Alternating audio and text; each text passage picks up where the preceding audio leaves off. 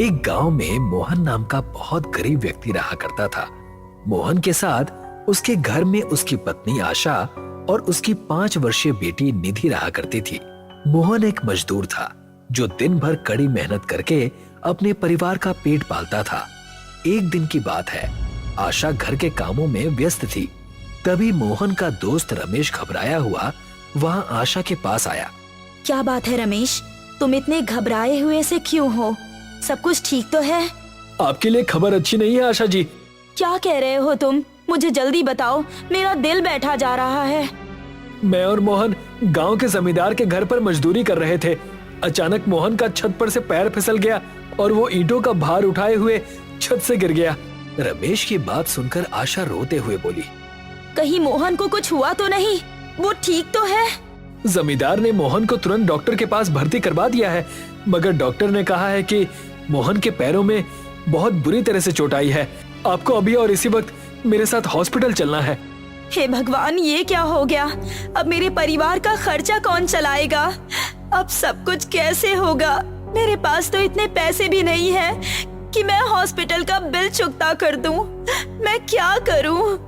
चिंता मत कीजिए, हॉस्पिटल का सारा बिल जमींदार चुका देगा। आप बस इसी समय मेरे साथ हॉस्पिटल चलिए।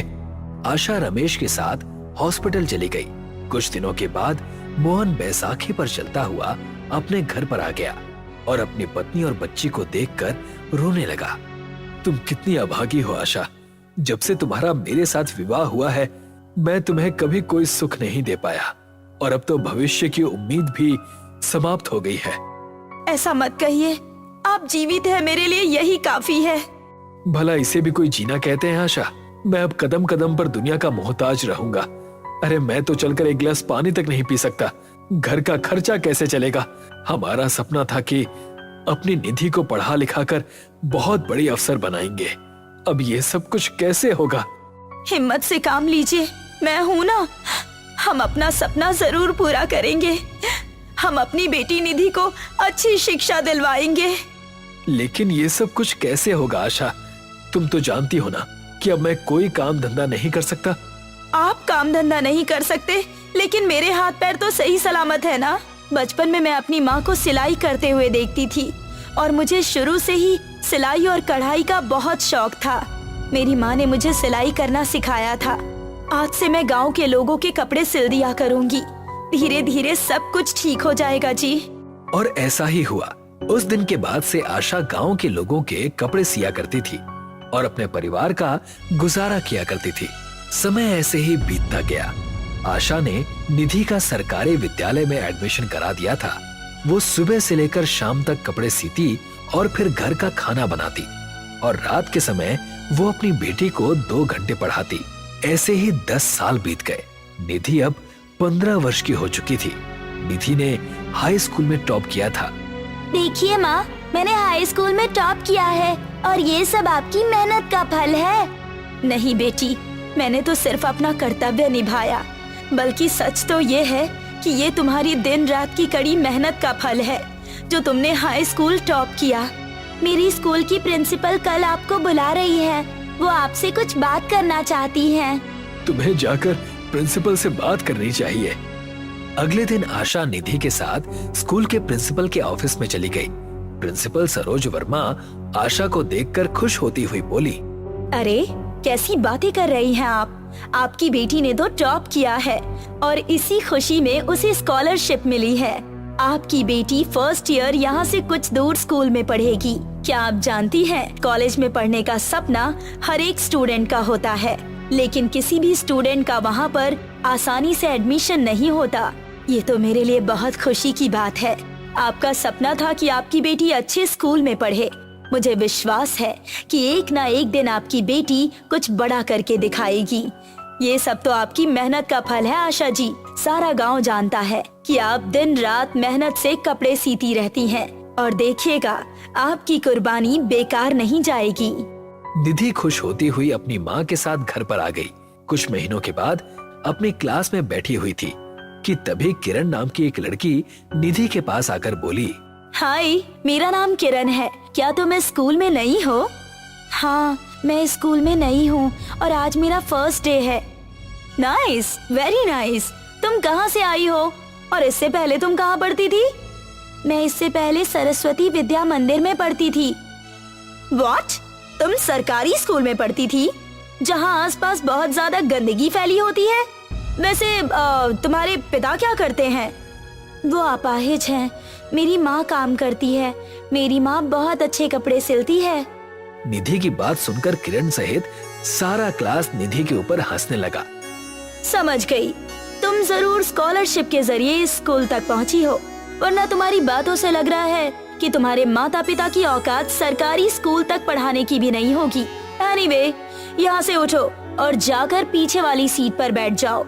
ये सीट मेरी है और यहाँ सिर्फ मैं ही बैठती हूँ। निधि बेचारी चुपचाप उठकर सबसे पीछे वाली सीट पर बैठ गई कि तभी वहाँ पर क्लास टीचर क्लास में आ गई और निधि की ओर देखकर बोली, तुम्हारा न्यू एडमिशन है क्या?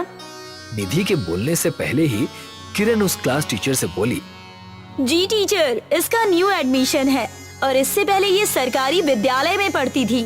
स्कॉलरशिप के जरिए इस स्कूल में एडमिशन हुआ है इसका।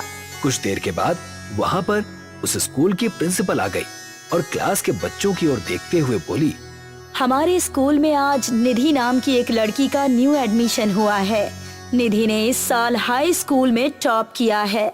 आप सब बच्चों को निधि से कुछ सीखना चाहिए।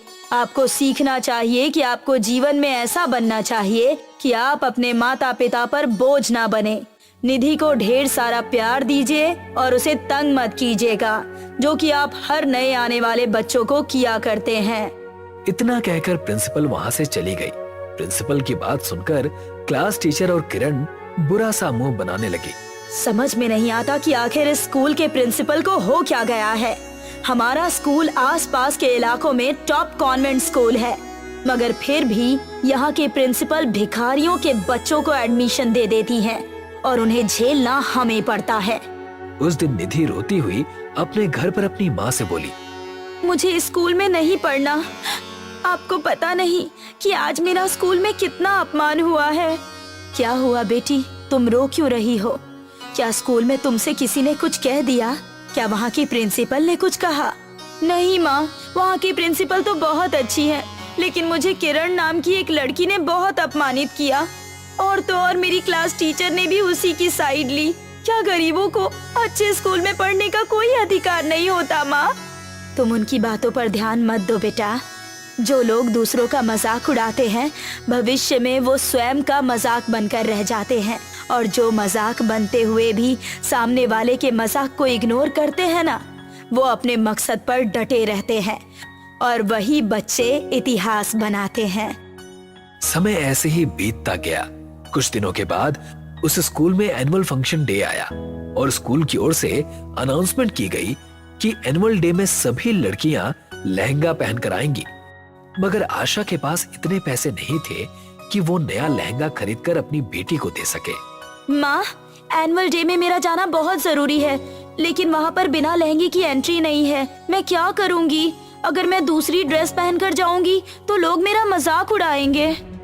निधि की बात सुनकर पहली बार आशा अंदर से टूट गई और वो चुपचाप अपने घर से निकल गई। आशा बहुत टेंशन में थी। चलते चलते वो काफी दूर जंगल तक निकल आई थी। उसकी आंखों से आंसू लगातार बहे जा रहे थे। तभी आशा की नजर तालाब के पास पड़ी, जहां एक मगरमच्छ एक जख्मी हिरन के पीछे जा रहा था। अपनी जान की परवाह ना करते हुए उस मगरमच्छ के पास चली गई और एक बड़ी लकड़ी के टुकड़े से उस मगरमच्छ को भगाने लगी। कुछ ही देर में मगरमच्छ दोबारा पानी में चला गया। अचानक वो हिरन आशा की ओर देखकर बोला, तुमने मेरी जान बचाई है।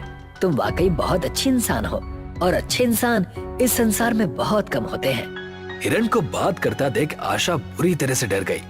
तुम तो हिरन हो, तुम इंसानी भाषा में बात कैसे कर सकते हो? मैं एक जादुई हिरन हूँ। तुमने मेरी मदद की और मैं तुम्हारी मदद करूंगा। मैंने अपने जादू की शक्ति से तुम्हारे भूतकाल में सब देख लिया है। मैं जानता हूँ कि तुम परेशान क्यों हो। जब तुम जानते ही हो तो बताओ कि मैं क्या करूं। सच तो ये है कि आज मैं अंदर से बुरी तरह से टूट चुकी हूँ। तुम एक बहुत हिम्मत वाली महिला हो। हिम्मत मत हारो। वो सामने उस पेड़ को देख रही हो ना, उसके नीचे एक जादुई कागज पड़ा हुआ है। तुम उस जादुई कागज का अपनी बेटी के लिए अपने हाथ से लहंगा सिलो। तुम्हारा जीवन बदल जाएगा। इतना कहकर वो हिरण वहां से गायब हो गया। आशा ने देखा कि एक पेड़ के नीचे बहुत ही सुंदर रंग का कागज पड़ा हुआ था, जो कि किसी भी एंगल से कागज लग ही नहीं रहा था। आशा तुरंत उस जादुई कागज को लेकर घर पर आ गई और रात भर में ही उसने अपनी बेटी के लिए बहुत ही सुंदर लहंगा तैयार कर दिया। माँ, आपने तो बहुत सुंदर लहंगा बनाया है। आपको ये कपड़ा कहाँ से मिला जो बिल्कुल कागज की तरह मालूम होता है? निधि, ये कागज ही है। अब इससे आगे तुम कुछ मत पूछना। जाओ, अपने एनुअल फंक्शन डे की तैयारी करो। मुझे उम्मीद है कि इस साल का बेस्ट स्टूडेंट का अवार्ड तुम्हें ही मिलेगा। आशा उस लहंगे को पहनकर अपने स्कूल चली गई। उसके लहंगे को देखकर किरण और उसकी क्लास टीचर मजाक उड़ाने वाले अंदाज में देखने लगी। इस भिखारन का लहंगा तो कागज का मालूम होता है। अगर आप कहे तो मैं इस कागज के लहंगे को पानी में भिगो देती हूँ। जो भी करना है बहुत ध्यान से करना किरण, क्योंकि निधि इस स्कूल की प्रिंसिपल के बहुत मुंह लगी हुई है। अगर उन्हें पता लग गया तो इसमें मैं तुम्हारा साथ नहीं दूंगी। उसकी चिंता आप मत कीजिए मैम। कुछ देर के बाद प्रिंसिपल ने निधि का नाम मंच पर अनाउंस किया, लेकिन निधि को पता नहीं था कि किरण मंच के अंदर एक पर्दे के पीछे छुपी हुई थी। निधि जैसे ही मंच पर आई, किरण ने पर्दे के पीछे से उसके लहंगे के ऊपर पानी फेंक दिया। लहंगे पर पानी गिरते ही अचानक लहंगा देखते ही देखते हीरो के लहंगे में परिवर्तित हो गया। सामने बैठे हुए लोग फटी फटी आंखों से उस हीरे के सुंदर लहंगे को देखने लगे। तुम्हारा लहंगा तो बहुत ही सुंदर लग रहा है। यकीन मानो, मैंने इतना सुंदर लहंगा अपने जीवन में कभी नहीं देखा। इस साल का बेस्ट स्टूडेंट ईयर का अवार्ड तुम्हें जाता है। निधि, ये लो अपना अवार्ड। थी भी अपने लहंगे को देखकर बहुत ही आश्चर्यचकित थी, लेकिन उसने अपनी भावना को सबके सामने जाहिर नहीं किया। तभी एक बेहद सुंदर युवती निधि के सामने आकर खड़ी हो गई। हेलो, मेरा नाम सौम्या है। मैं मुंबई में एक बहुत बड़ी फैशन डिजाइनर हूँ। बेस्ट स्टूडेंट ईयर के अवार्ड के लिए तुम्हें बहुत बहुत कॉन्ग्रेचुलेशंस। Thank you ma'am. ये लहंगा बहुत ही सुंदर है। तुमने ये लहंगा कहाँ से खरीदा? ये लहंगा मेरी माँ ने सिलकर मुझे दिया है। तो फिर तो इसे सिलने में काफी समय लग गया होगा ना? नहीं, उन्होंने एक ही रात में ये लहंगा सिलकर मुझे दे दिया। What? Impossible! ऐसा कैसे हो सकता है? अगर ऐसा है तो फिर तुम्हारी माँ बहुत ज्यादा टैलेंटेड है और उन्हें यहाँ नहीं बल्कि कहीं और होना चाहिए। क्या तुम प्लीज मुझे अपनी माँ से मिलवाओगी? ये भी कोई कहने की बात है। निधि सौम्या के साथ कार में बैठकर अपनी माँ के घर आ गई। हेलो, मेरा नाम सौम्या है। ये लहंगा आपने ही तैयार किया था? आशा उस लहंगे को देखकर आश्चर्यचकित रह गई, मगर वो सौम्या के सामने कुछ बोल नहीं पाई। हाँ, ये लहंगा मैंने ही तैयार किया था। आपके लहंगे का कपड़ा कमाल का है। अगर मैं आपसे और भी इस तरह के कई लहंगे तैयार करने के लिए कहूँ तो क्या आप तैयार कर पाएंगी? हाँ हाँ, क्यों नहीं, बिल्कुल तैयार कर पाऊंगी। सौम्या 50 लाख रुपए का चेक आशा को देती हुई बोली, ये लीजिए 50 लाख का चेक, और आज के बाद इस तरह के लहंगे आप मुझे ही तैयार करके देंगी। अगली मुलाकात जल्द ही होगी। इतना कहकर सौम्या वहाँ से चली गई। ये सब कैसे हुआ बेटी? मैंने तो कागज का लहंगा सिला था। पता नहीं माँ, अचानक मेरे ऊपर किसी ने पानी फेंका और ये कागज का लहंगा हीरे के लहंगे में परिवर्तित हो गया। अब मैं क्या करूँ? सौम्या जी से मैं संकोच में कुछ बोल भी नहीं पाई। ये तो 50 लाख रुपए का चेक लगता है। मुझे उन्हें ये वापस करना पड़ेगा। तभी अचानक आशा का दरवाजा किसी ने खटखटाया। आशा निधि को लेकर बाहर निकल आए तो एक सुंदर युवक आशा के सामने खड़ा था। उस सुंदर युवक को देखकर आशा उससे बोली, आप कौन हैं? आपने मुझे पहचाना नहीं। पिछली बार आपने मुझे हिरण के रूप में देखा था। अब तो आप समझ ही गई होंगी कि मैं कौन हूँ।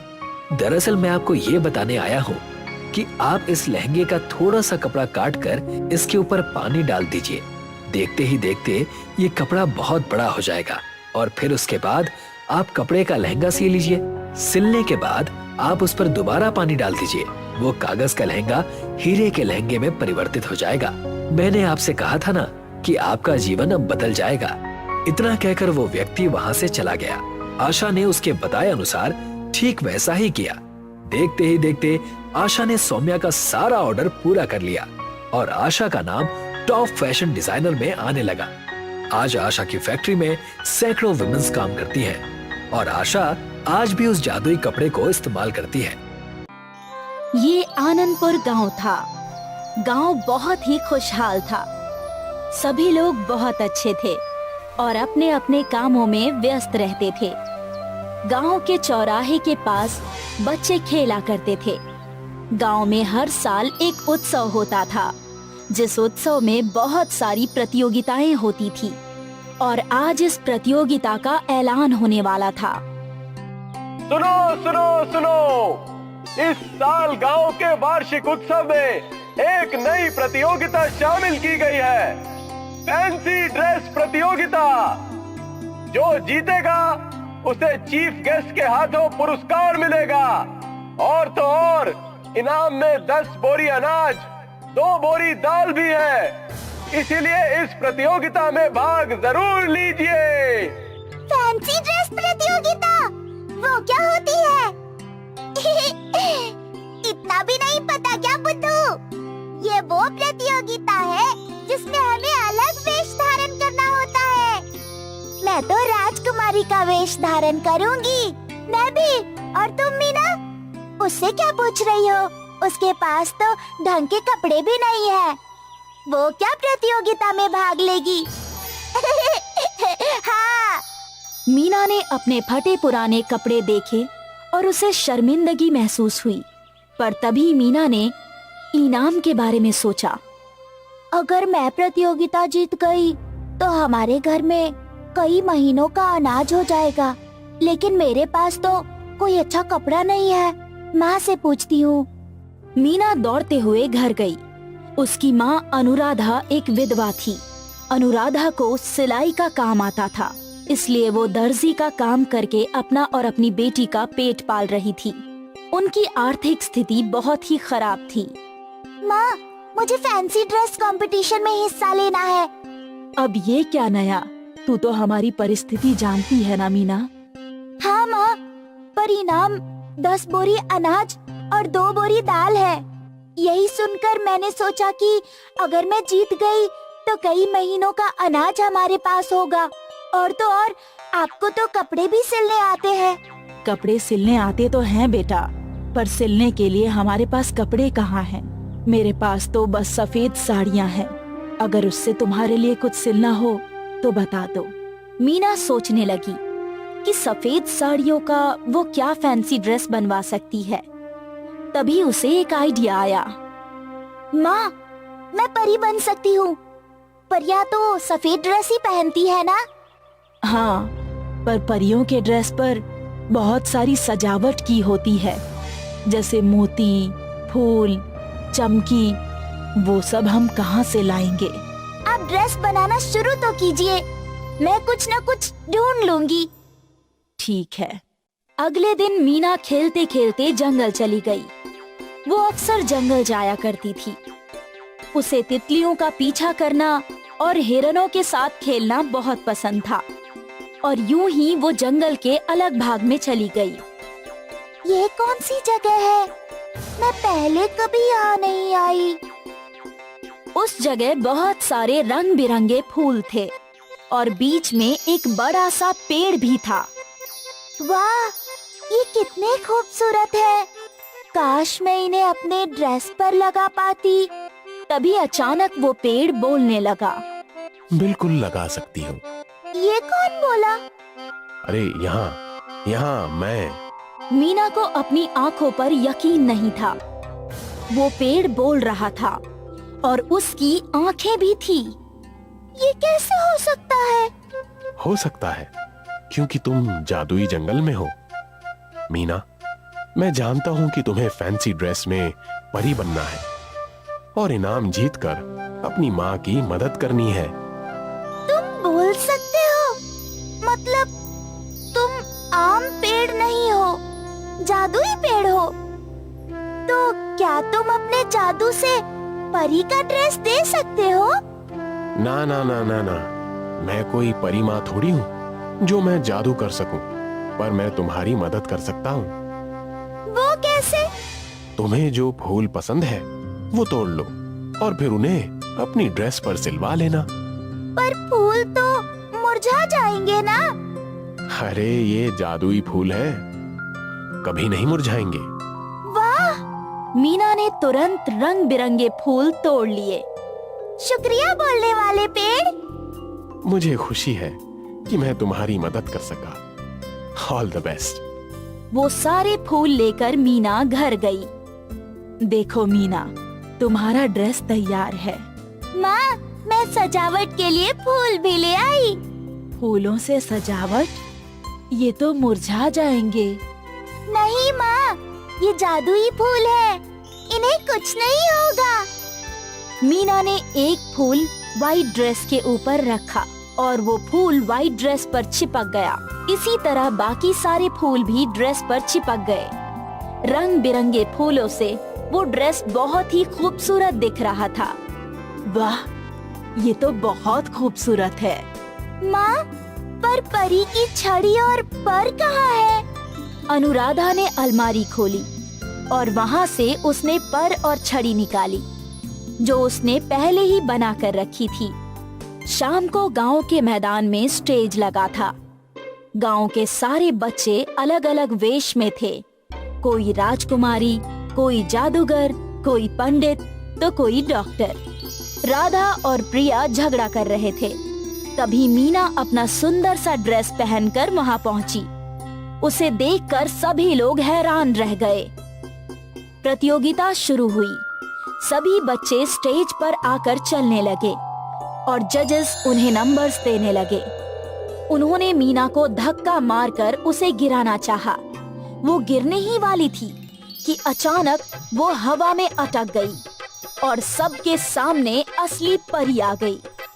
परी ने अपने जादू से मीना को हवा में उड़ाया। तुम अच्छी हो मीना, और अच्छे लोगों के साथ हमेशा अच्छा ही होना चाहिए। मीना को सही सलामत नीचे रखकर परी ने उस पर जादुई छड़ी घुमाई, जिससे मीना के ड्रेस पर लगे सारे फूल चमकने लगे। दर्शक ये देखकर हैरान थे। मीना के ड्रेस से रोशनी दूर दूर तक चमक रही थी। अब मैं चलती हूँ। परी जादू करके चली गई और फिर जजेस ने मीना को फर्स्ट प्राइज दिया और साथ ही सारा इनाम भी। मीना गरीब होते हुए भी फैंसी ड्रेस प्रतियोगिता जीत गई और साथ ही उसने अपनी माँ की मदद भी की। ये जादुई कहानी है मुनमुन की, जो अपने माता पिता और अपनी दादी के साथ एक छोटे से गांव में रहती थी। मुनमुन के पिता दर्जी थे, जो दिन रात कड़ी मेहनत करते, लेकिन ज्यादा पैसे नहीं कमा पाते। फिर भी वो सब खुशी खुशी रहते थे। सभी नगरवासियों सुनो, सुनो सुनो सुनो। एक दिन वहाँ की महारानी ने सभी बच्चों के लिए एक बहुत बड़ी पार्टी का आयोजन किया, क्योंकि उस दिन उनके बेटे और राज्य के राजकुमार का जन्मदिन था। सुनो सुनो सुनो, सभी नगरवासियों सुनो। हमारे प्यारे राजकुमार 12 साल के हो गए हैं, जिसकी खुशी में महारानी ने एक बहुत बड़ी पार्टी का आयोजन किया है, जो अगले महीने की 1 तारीख को होगी। साम्राज्य के सभी बच्चों को उसके लिए न्योता दिया जाता है। जरूर आए, जरूर आए, जरूर आए।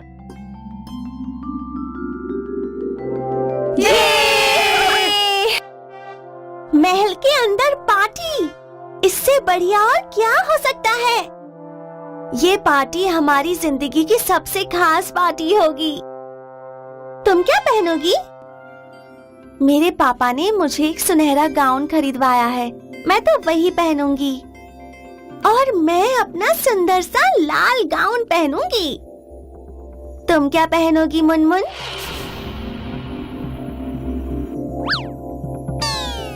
ओह, तुम इससे ये क्यों पूछ रही हो?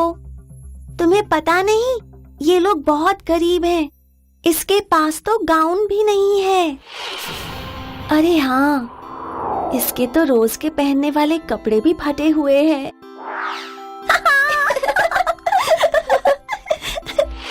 क्या हुआ मुनमुन, तुम इतनी उदास क्यों हो? हाँ, तुम इतनी उदास क्यों हो मुनमुन? इस पार्टी में बहुत मजा आएगा। तुम्हारा मन नहीं है क्या? नहीं नहीं, तुम्हें जरूर जाना चाहिए। तुम महारानी के न्योते को मना नहीं कर सकती। लेकिन कैसे पापा? मेरे सभी दोस्त अच्छे अच्छे कपड़े पहनकर तैयार होंगे, लेकिन मैं क्या पहनूंगी? हाँ, ये तो मैंने सोचा ही नहीं, और इसमें तो वैसे भी पैसे बहुत लगते हैं। खैर, उस दिन पूरी रात मुनमुन बहुत उदास रही। उसके परिवार वाले भी उसे खुश नहीं कर पाए। लेकिन जैसे ही सुबह हुई, वो सुबह सुबह बाहर गांव में खेलने निकल गई, जैसा कि वो हर रोज करती थी। मुनमुन में एक बहुत खास बात थी। उसे पेड़, पक्षी, पौधे और जानवर बहुत पसंद थे। वो इन सब से इतना प्यार करती थी कि वो एक दिन भी उनके बगैर नहीं रह सकती थी। वो रोज सुबह खेलने निकल जाती और पूरे दिन पेड़, पक्षी और जानवरों से बात करती थी। ओह मेरे दोस्तों, तुम मुझे बहुत बहुत खुशी देते हो। मुझे लगता है मुझे ओक ट्री की ठंडी छांव में जाकर बैठना चाहिए।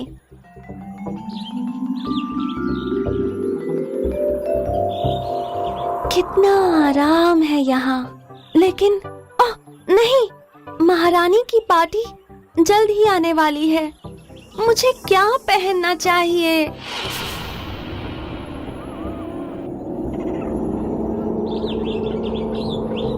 ये नहीं हो सकता। मेरी छाया के नीचे छोटी बच्ची रो नहीं सकती।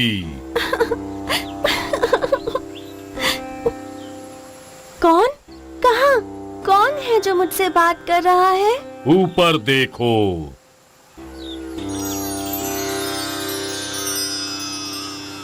पेड़, क्या ये तुम हो? तुम बात कैसे कर सकते हो?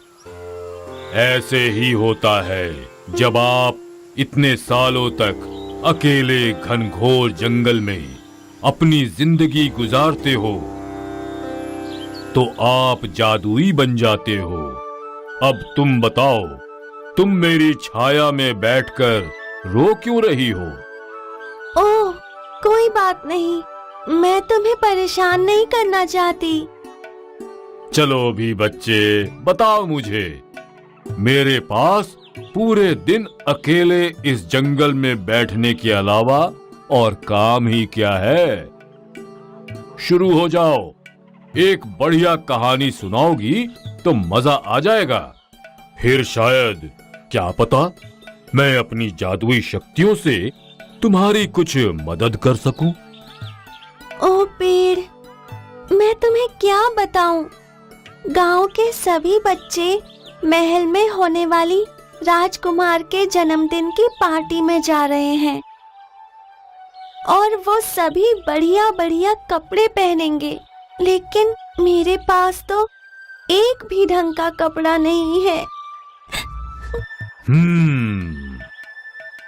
तो क्या तुम मुझे एक अच्छा गाउन दे सकते हो? शायद तुम्हारी जादुई शक्तियाँ काम आ जाए।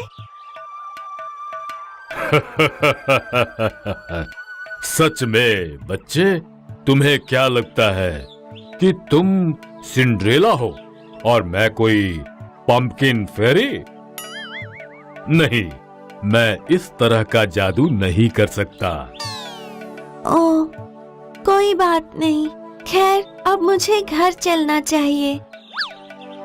रुको बच्चे, मैं ऐसा जादू तो नहीं कर सकता जो फेरी गॉड मदर कर सकती है, लेकिन मैं तुम्हें कुछ बता सकता। ये पूरा जंगल ही अपने आप में जादुई है। क्या तुम्हें महसूस नहीं हो रहा? तुम हर रोज आती हो। यहाँ की हर चीज, ये पेड़ पौधे और ये पक्षी और जानवर, इन सब में अपने किस्म का जादू है। और अगर तुम अच्छे से मदद मांगोगी तो ये सब मिलकर तुम्हारी मदद जरूर करेंगे। क्या ऐसा हो सकता है? बिल्कुल। सब बच्चों के पास बढ़िया बढ़िया कपड़े हो सकते हैं, लेकिन तुम्हारे पास एक खूबसूरत दिल है, और एक यही चीज है जो सबसे ज्यादा जरूरी है। अब जाओ यहाँ से, मेरे सोने का वक्त हो गया है। ओक ट्री की बातों ने मुनमुन का मन बहुत खुश कर दिया था, जिससे उसकी उदासी दूर हो गई थी और वो बहुत खुश थी। वो पेड़, पक्षी और जानवरों से बहुत प्यार करती थी, और जब उसने अपनी परेशानी के बारे में उन्हें बताया, प्यारी मुनमुन, तुम हमेशा से मुझे बहुत प्यार देती आई हो। मेरे गुलाब की सफेद पंखुड़ियाँ अपने गाउन के लिए तोड़ लो। तुमने मुझे शिकारियों से कितनी ही बार बचाया है। तुम मेरी पूंछ के पंख ले जाओ और उससे अपना गाउन बना लेना। तुम मेरे फर ले जाओ प्यारी मुनमुन, इससे तुम अपने गाउन के लिए एक अच्छी बेल्ट बना सकती हो। और हम तुम्हारे बाल बनाएंगे। हम तुम्हारे सुंदर बालों को और सुंदर कर देंगे। शुक्रिया, इन कीमती उपहारों के लिए बहुत बहुत शुक्रिया। लेकिन इन सब का मैं गाउन कैसे सिलूंगी? ये सब अपने पापा के पास लेकर जाओ। चिंता मत करो, ओक ट्री का जादू तुम्हारे साथ है।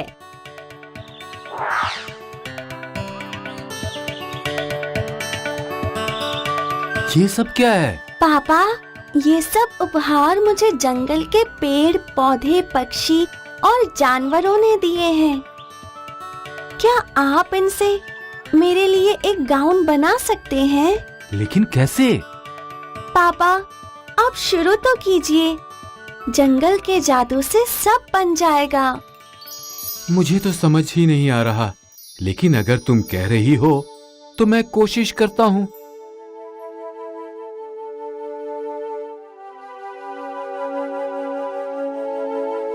खैर, ये गुलाब की पंखुड़ियां तो जादुई हैं। इनको तो बड़ी आसानी से सिला जा सकता है। हाँ, मैं कुछ तो कर ही सकता हूँ। मुझे कुछ दिन का वक्त दो बेटा मुनमुन।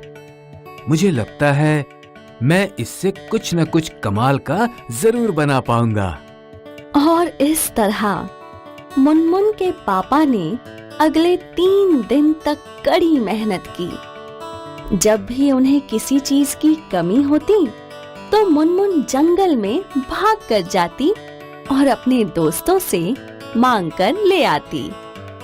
अगले 3 दिनों में गाउन बनकर तैयार था। वही रात पार्टी की रात थी और मुनमुन तैयार हो रही थी। ओह पापा, ये तो बहुत अच्छा है। क्या अब मैं इसे पहन सकती हूँ? हाँ बिल्कुल मुनमुन, चलो आओ, मैं तुम्हें पहनाती हूँ।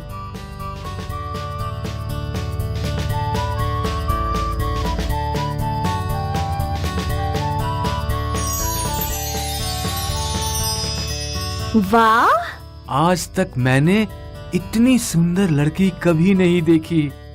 थैंक यू पापा, थैंक यू। और ये रहा तुम्हारा ताज। मेरी नन्ही राजकुमारी राजकुमार के जन्मदिन में जाने के लिए तैयार है। जैसे ही मुनमुन घर से बाहर निकली, उसने गहरी ठंडी सांस ली और उसी वक्त आसमान से उस सितारे ने मुनमुन को देखा। कितनी खूबसूरत लड़की है। ये गाउन तो उस पर कितना सुंदर लग रहा है। आज तक मैंने इतना सुंदर गाउन कभी नहीं देखा। ये कितना सफेद और चमकदार है। लेकिन मैं इसे और भी खूबसूरत बना सकता हूँ। कैसे? स्टारडस्ट मेरे दोस्तों, चलो हम उस लड़की के गाउन पर थोड़ा स्टारडस्ट छिड़कते हैं। आओ हम इसे और चमकदार बना दें। हाँ, चलो चलो करते हैं। और फिर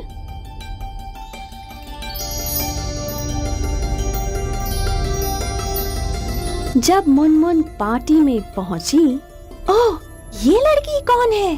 कौन वो? हे भगवान, ये तो मुनमुन है। वो गाउन देखो, ये तो बहुत महंगा लग रहा है। इसके गरीब पापा कैसे खरीद सकते हैं?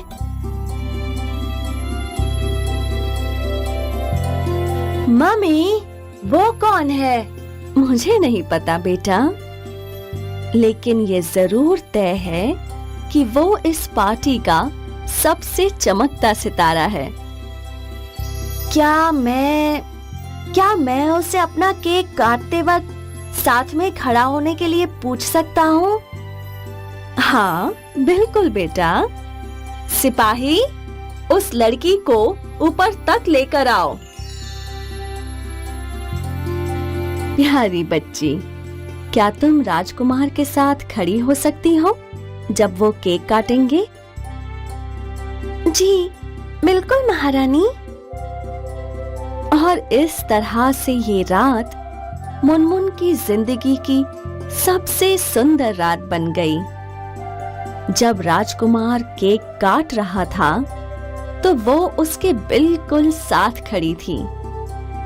तो अगर आपका दिल साफ है, तो आपकी जिंदगी में कोई ना कोई जादू जरूर होगा, जैसा कि हमारी प्यारी सी मुनमुन के साथ हुआ। अनु अपने पति राघव और सास ससुर के साथ गांव में रहती थी। पूरे देश में वायरस की वजह से सब कुछ बंद हो गया। अनु का डांस क्लास और उसके पति की कमाई भी। बस 1-2 महीने चलने लायक ही पैसे हैं हमारे पास। आगे का क्या करेंगे? मैं किसी से पैसे उधार लेने की कोशिश करता हूँ। अनु का परिवार काफी कठिनाइयों से गुजर रहा था। सिर पे एक के बाद एक उधार चढ़ रहे थे। घर की हालत बिगड़ रही थी। राघव, मैं सोच रही हूँ कि मेरे डांस क्लास में जितना सामान है, म्यूजिक सिस्टम, चेयर, टेबल, सारे बेच देती हूँ। कुछ तो पैसे आ जाएंगे। पर अनु, वो डांस क्लास तुम्हारा सपना था। अभी हमारी जैसी हालत है, पता नहीं बाद में हम वो सारा सामान दोबारा से खरीद पाएंगे या नहीं।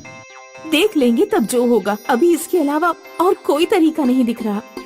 अनु एक आखिरी बार अपने डांस क्लास जाती है। सारा सामान उसी दिन बेच के कुछ पैसे मिल जाते हैं। आंखों में आंसू लेकर एक आखिरी बार अपनी क्लास को देख रही होती है। तभी उसे कोने में एक चमकता सा कपड़ा दिखता है। आंसू पोंछकर वो कपड़े के पास जाती है। ये क्या है? मैंने तो सारा सामान खाली कर दिया था। ये कहाँ से आया? अनु उस कपड़े को उठाकर देखती है तो वो एक बहुत ही सुंदर घाघरा होता है। उस घाघरे की चोली में छोटे अक्षरों में अनु का नाम लिखा हुआ था। हाँ, मेरा नाम? पर मैंने तो कभी ऐसा घाघरा नहीं बनवाया। इतना सुंदर घाघरा बनाने की मेरी किस्मत कहाँ है? पहन के देखती हूँ। अनु घाघरा पहनकर अपने आप को देख रही थी। उसका मन किया कि वो नाचने लग जाए और वो धीरे धीरे से नाचने लग जाती है। झूमते गाते वो नाच रही थी। जैसे ही अनु ने घाघरे को पकड़ के एक चक्कर लगाया, उसके घाघरे के नीचे से सोने के सिक्के बरसने लगे। वो सिक्कों की आवाज सुनकर अचानक से रुक गई। हाँ, सोना? अनु उसी घाघरे में भागते हुए अपने घर पहुंची और अपने पति और सास को सोना दिखाया। अनु, इतने सारे सोने के सिक्के कहाँ से मिले तुम्हें? डांस क्लास में एक घाघरा रखा हुआ था जिसमें मेरा नाम लिखा हुआ था। उसे पहनकर मैंने चक्कर लगाया और सोना बरसने लगा। राघव बेटा, सोनार के पास ले जाए सोने को। देख जरा ये असली है कि नकली। हाँ माँ, अभी ले जाता हूँ। राघव भागते हुए सोनार के पास सोने के सिक्के लेकर गया। अनु और उसकी सास घर में राघव का इंतजार कर रहे थे। राघव वापस आया और खूब सारे पैसे लेकर आया। हे भगवान, आपका लाख लाख शुक्र है, आपने ऐसे समय पर हमारी मदद कर दी। अनु और उसका परिवार एक एक करके सारे कर्ज चुका देता है और उनकी सारी दुविधाएं ही खत्म हो जाती हैं। कुछ महीनों बाद अनु की ननद रितु अपने मायके आती है। वो अपने घर के बदलाव को देखते हुए अपनी भाभी से पूछती है, भाभी, पिछली बार जब आई थी तब घर की हालत बहुत खराब थी। इस बार अचानक से सब बदला बदला सा लग रहा है। बहुत सारे नए सामान हैं और आप सब भी पैसों की बिल्कुल चिंता नहीं कर रहे हैं। तुम इस बात के बारे में किसी को बताना मत प्लीज। हमें एक जादुई घाघरा मिला है, उसे पहनकर मैं नाचते हुए चक्कर लगाती हूँ तो उससे सोने के सिक्के गिरते हैं। रितु अपने भाभी को ऐसे देख रही है जैसे वो पागल हो गई हो। अनु ने सोचा उसे घाघरे का जादुई नाच दिखाती हूँ। वो घाघरा पहनकर रितु के सामने आती है। अभी देखना तुम, अनु हर बार की तरह घाघरा पहनकर नाचने लगती है और वो जैसे ही घाघरा पहनकर एक चक्कर लगाती है उसमें से सोने के सिक्के गिरने लग जाते हैं। रितु अपना मुंह खोलकर अपनी भाभी को देख रही है। क्यों, अब मान गई ना? भाभी, आप लोग की तो लॉटरी लग गई है। आपसे ज्यादा खुशकिस्मत कोई नहीं है इस दुनिया में। जब भी पैसे चाहिए बस नाचना शुरू कर दो। हाँ वो तो है, पर मैंने इसका इस्तेमाल ज्यादा नहीं किया है। सासू माँ कहती हैं जादू वाली चीजों का इस्तेमाल ज्यादा नहीं करना चाहिए, क्या पता कब क्या हो जाए। भाभी, आप तो कितनी अच्छी हो। हमारे भी घर में थोड़े पैसों की कमी है। आपके पास तो ये जादुई घाघरा है, हमें थोड़ी मदद कर दीजिए। रितु अपनी भाभी के सामने हाथ जोड़ लेती है। अनु का दिल पिघल जाता है और वो रितु को उस दिन मिले सारे सिक्के दे देती है। रितु खुश होते हुए अपनी ससुराल चली जाती है। रितु के ससुराल पहुंचते ही वो अपनी सास को सारे सोने के सिक्के दे देती है। ये कहाँ से मिले तुझे? रितु अपनी सास को सारी बातें बताती है और सास उसे गुस्से में चिल्लाते हुए कहती है, हे भगवान, कितनी गधी बहू मिली है मुझे। बस सोने के सिक्के उठाकर ले आई। पूरा का पूरा घाघरा ले आती तो कभी पैसों के बारे में ना सोचना पड़ता। अपनी सास की बात सुनकर रितु एक शैतानी हंसी के साथ कहती है, माँ जी, आप भी ना, आपकी बहू कितनी शातिर है आपको मालूम ही नहीं। मैं भाभी के कमरे से निकलते ही चुपचाप वो घाघरा भी चुरा कर लाई हूँ। सास और बहू खुश हो जाते हैं कि अब उन पर बैठे बैठे सोने की बरसात होने वाली है। रितु झट से घाघरा पहन लेती है और जोर जोर से घुमाने लगती है। घाघरा रितु के शरीर पर चिपक जाता है और धीरे धीरे सिकुड़ने लग जाता है। रितु को घाघरे के सिकुड़ने की वजह से सांस नहीं आती और वो तुरंत नाचना बंद कर देती है। तू डर क्यों रही है? ऐसा ही होता होगा इस घाघरे में। थोड़ा और नाच, शायद सिक्के गिरने लगे। नहीं माँ जी, बहुत घुटन हो रही है। ऐसा लग रहा है कि मर ही जाऊंगी मैं। मुझसे नहीं होगा। ला दे, मुझे दे घाघरा, मैं नाचती हूँ, तू गधी की गधी ही रहेगी। रितु की सास घाघरा पहनकर नाचने लग जाती है। उन्हें भी घुटन महसूस हो रही है। घाघरा धीरे धीरे सिकुड़ रहा है, पर वो पैसों के लालच में अपनी जान की परवाह किए बिना नाचती रहती है। घूमते घूमते रितु की सास की सांसें रुक जाती हैं और वो वहीं मर जाती है। अनु और उसके परिवार को पता चलता है कि रितु ने घाघरा चुराया है और उसी दिन वो अपने मायके और अपनी सास से भी हाथ धो बैठती है।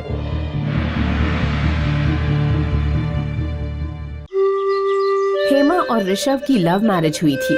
दोनों एक ही ऑफिस में काम करते थे। हेमा ने शादी के बाद ऑफिस कुछ टाइम के लिए छोड़ दिया था, पर अब शादी को 2 साल होने को आया था। ना तो ऋषभ और ना तो उसका परिवार हेमा के ऑफिस जाने को लेकर राजी था। क्या जरूरत है कमाने की?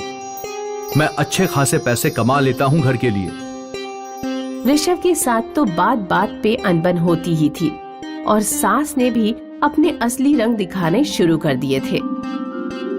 महारानी जी, आज भी लेट उठी हैं? 2 साल होने को आया है तुम्हें बहू। पर अभी भी नई नवेली दुल्हन के नखरे हैं तुम्हारे। तब सह लिया था, अब नहीं सहने वाली। सुबह मेरे उठने से पहले घर का सारा काम हो जाना चाहिए। हेमा आखिर अपनी दुख भरी कहानी सुनाती तो किसे। देवर जी की पिछले महीने ही शादी हुई थी और उनकी पत्नी यानी कि हेमा की देवरानी सोनिया अपने मूड के हिसाब से बात करती थी। एक नंबर की दल बदलू। हेमा, आज छोटी बहू की तबीयत खराब है तो तुम नाश्ता बनाकर दोपहर के खाने की तैयारी में लग जाना।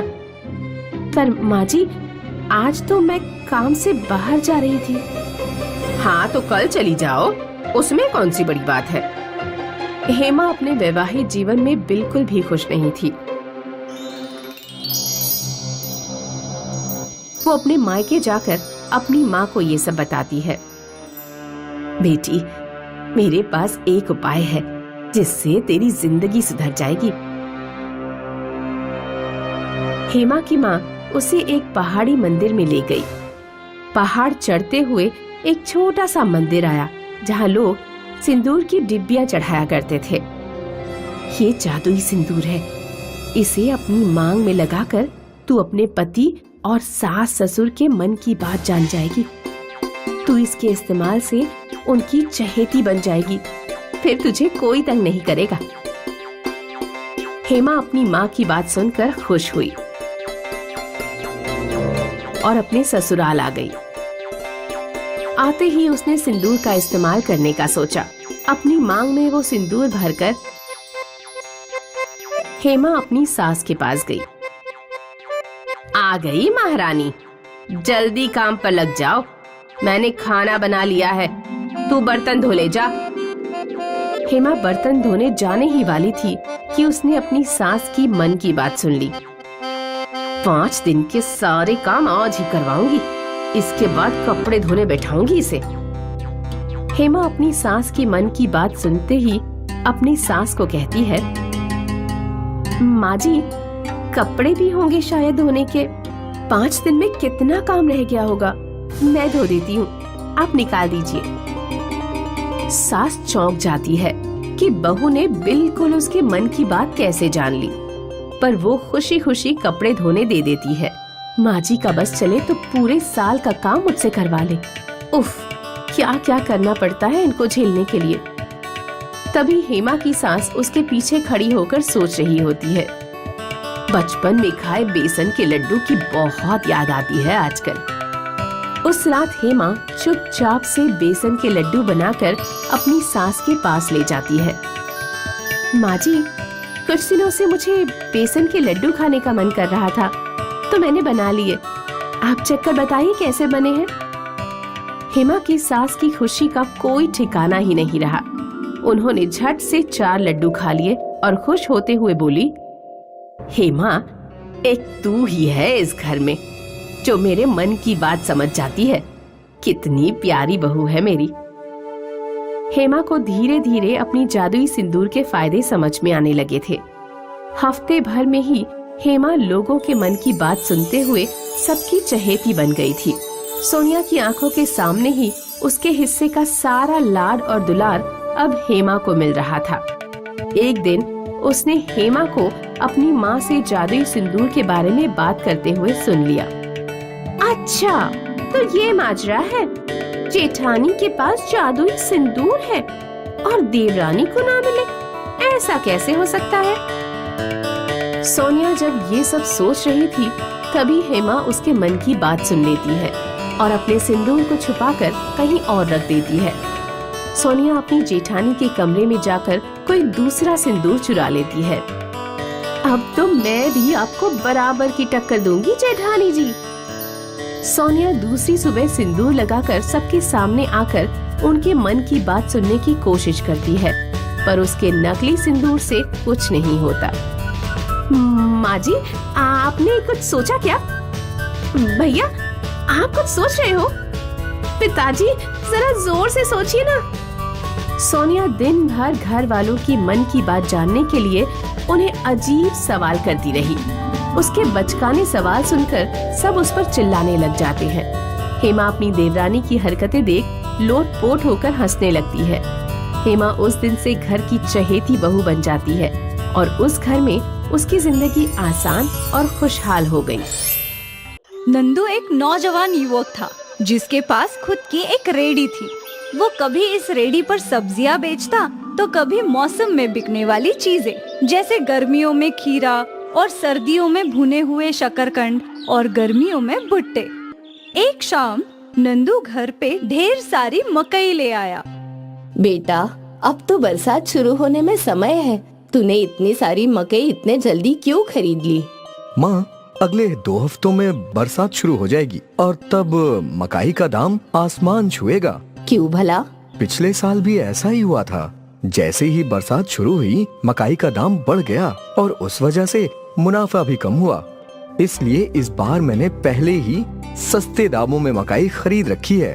ठीक है, पर क्या इतनी सारी मकई बिकेगी? ये लगभग 10-12 गोनी है। हाँ माँ, बस बरसात शुरू हो जाए, फिर लोगों को भुना हुआ भुट्टा बहुत पसंद आता है। पिछले साल तो भुट्टों की इतनी मांग थी कि बाजार में मकाई थी ही नहीं। इसीलिए इस बार मैंने पहले ही माल खरीद लिया है। अच्छा किया। नंदू को उम्मीद थी कि इस बार बरसात में उसके भुट्टों का व्यापार बहुत अच्छा होगा और उसकी कमाई भी बढ़ेगी। खीरे ले लो, खीरे। अब खीरे की मांग भी कम हो गई थी। मौसम ठंडा होते जा रहा था, इसलिए लोग खीरा नहीं खा रहे थे। अब बस कुछ दिनों की देर है, बरसात शुरू हो जाएगी और मेरे भुट्टे बिकने लगेंगे।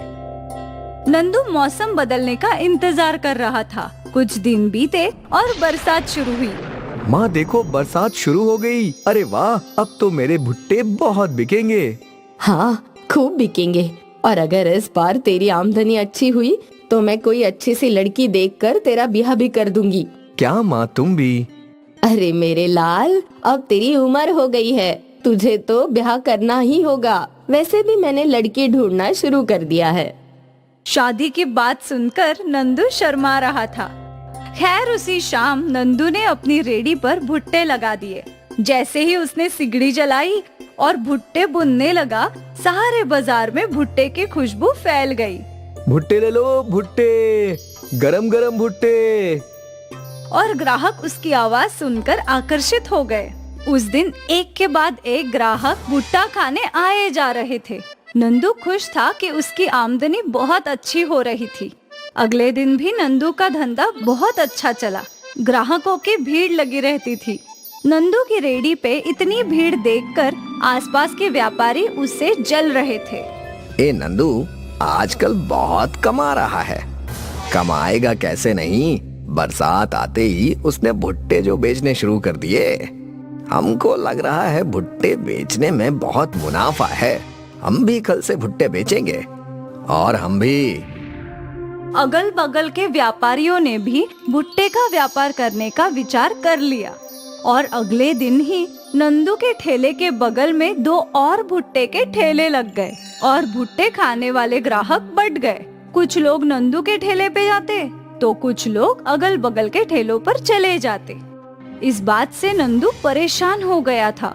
शाम को ठेला बंद करने के बाद नंदू ने अपने बगल वाले ठेले वालों से पूछा, भैया, जब हम यहाँ पहले से भुट्टे बेच रहे थे तो फिर आप दोनों को यहाँ भुट्टे बेचने की क्या जरूरत? ऐसा कहीं लिखा है क्या कि इस बाजार में एक ही भुट्टे की गाड़ी लग सकती है? ऐसी बात नहीं है, पर अगर हम सब एक ही चीज बेचेंगे तो फिर किसी का भी कोई मुनाफा नहीं होगा भैया। हमको तो अच्छा मुनाफा हो रहा है, तुम अपना देखो। अकेले ही सारा मुनाफा हथियाना चाहते हो? अगर ऐसा करना है तो कोई अच्छी सी चीज बेचो जो हम दोनों ना बेच सके, समझे क्या?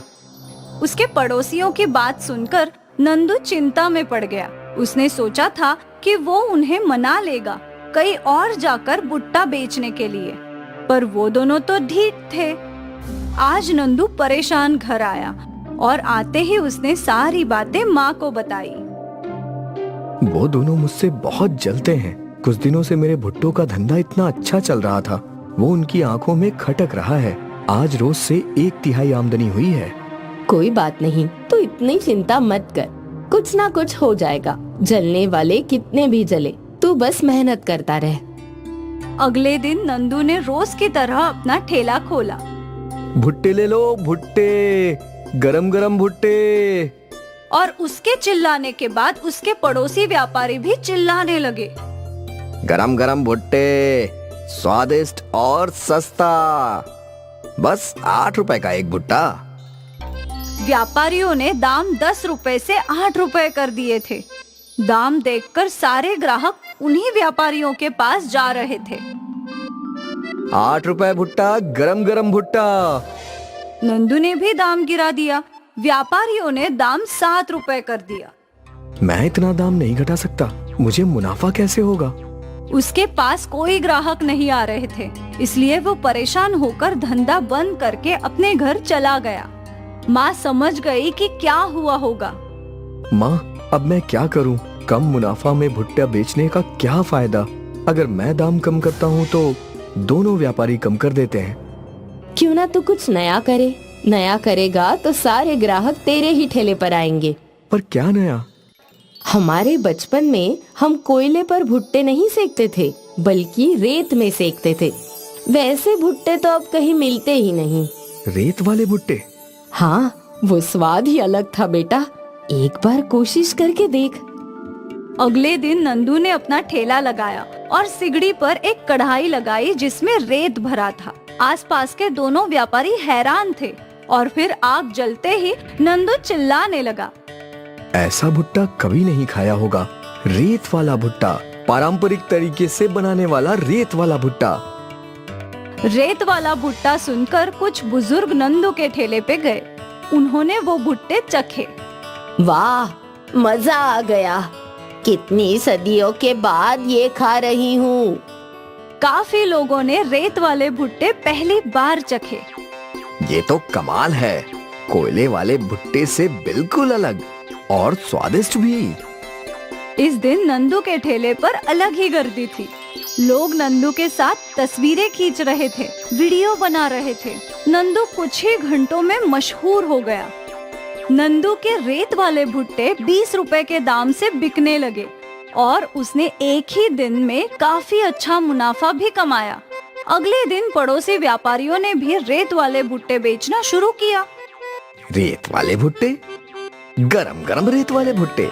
ये तो वो वीडियो वाला नहीं है, वो रहा, उसके रेत के भुट्टे खाते हैं हम। नंदू रातों रात मशहूर हो चुका था। सभी को नंदू के रेत वाले भुट्टे खाने थे। नंदू के ठेले पर भीड़ थी और उसके पड़ोसियों के ठेले सुनसान थे। कुछ दिनों बाद बिक्री ना होने की वजह से व्यापारियों ने भुट्टा बेचना बंद कर दिया। नंदू के रेत वाले भुट्टे धड़ाधड़ बिक रहे थे और नंदू का मुनाफा भी बहुत बढ़ गया था। मुश्किल के वक्त जब लोग मैदान छोड़ देते हैं, नंदू ने कुछ नया करने की कोशिश की और आखिर उसका नया आइडिया काम कर गया। उसके रेत वाले भुट्टों ने उसे मशहूर और अमीर बना ही दिया।